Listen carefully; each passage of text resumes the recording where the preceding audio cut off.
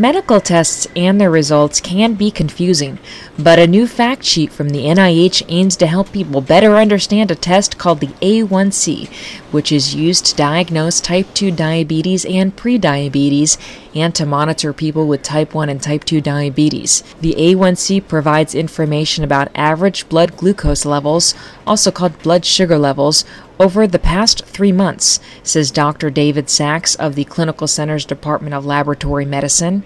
The A1C test is based on the attachment of glucose to hemoglobin, the protein in red blood cells that carries oxygen. To diagnose diabetes, if you use glucose, the most widely used way is to measure fasting glucose, where the person has to have fasted for at least 8 hours. They can ingest no food, you can drink water, but that's all. But if somebody comes to the doctor and they haven't fasted, then you can't diagnose diabetes because you don't have a sample. So if the doctor suspects the patient has diabetes or wants to screen for diabetes, which is now recommended, they have to tell the person to come back the next day fasting, which is a great inconvenience for a lot of people.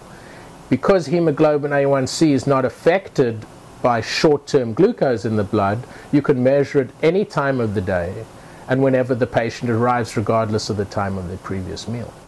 Experts hope that the ease of the A1C testing will encourage more people to be checked for prediabetes and type 2 diabetes. However, the A1C test may be unreliable for some people, so check with your doctor to see if the A1C test is right for you. The reason why it's very important to diagnose diabetes is because if it's not treated, the people with the disease develop complications that are irreversible once they occur, but they can be prevented if the disease is controlled.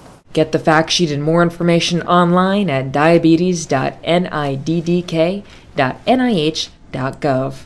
From America's Clinical Research Hospital, this has been Clinical Center TV.